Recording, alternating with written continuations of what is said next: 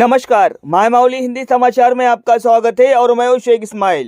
Police ने शनिवार को आदिलाबाद में पतंग की दुकानों का निरीक्षण किया। डीएसपी जीवन रेड्डी ने बताया कि इस दौरान 50,000 रुपए की कीमत का चाइनीज मांझा जब्त कर लिया गया। उन्होंने बताया कि वन टाउन में एक व्यक्ति के खिलाफ मामला दर्ज भी किया गया। उन्होंने चेतावनी दी है कि जो लोग प्रतिबंधित चीनी मांझा बेचेंगे उनके खिलाफ कानूनी कार्रवाई की जाएगी। उनके साथ सीआई सुनील कुमार व अन्य लोग शामिल रहे।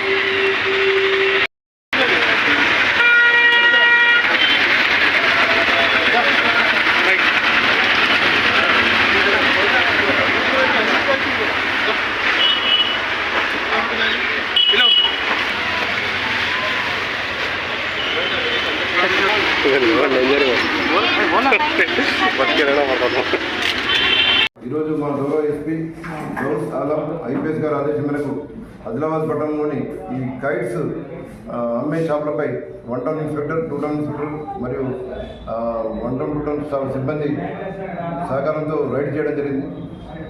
అశోక్ రోడ్లోని శ్రీలక్ష్మి సీజనల్ షాప్లో దానికి సంబంధించిన ఓనర్ కూరగాయల శ్రీనివాస్ అనే వ్యక్తి చైనా మాంజాను లోపల దాచిపెట్టి సీక్రెట్గా అమ్మడం జరుగుతుంది.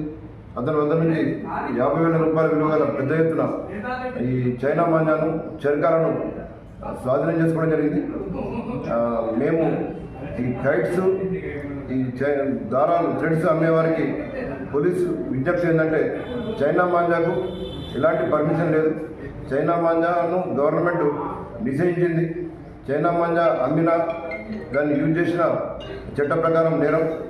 దయచేసి ఎవరు ఏ షాప్ వాళ్ళు కూడా చైనా మాంజా అమ్మద్దు. చైనా మాంజా అమ్మినట్లు తెలిస్తే మేము రైడ్ చేసి మీ మెటీరియల్ సీజ్ చేయడంతో పాటు కేసులు నమోదు చేయడం జరుగుతుంది.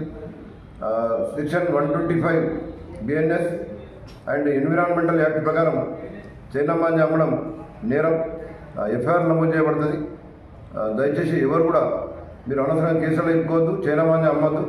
చైనా మాంజా మూలంగా ఎంతోమంది ప్రజలు, తర్వాత బర్డ్స్, జంతువులు కూడా అది చైనా మాంజా దారం కింద పడ్డప్పుడు దాన్ని తట్టుకొని గాయాలకు పాలవుతున్నారు. కొన్ని ప్లేసుల్లో బైక్లపై వెళ్ళేవారు చైనా మాంజా తట్టుకొని కింద పడి చనిపోవడం కూడా జరిగింది.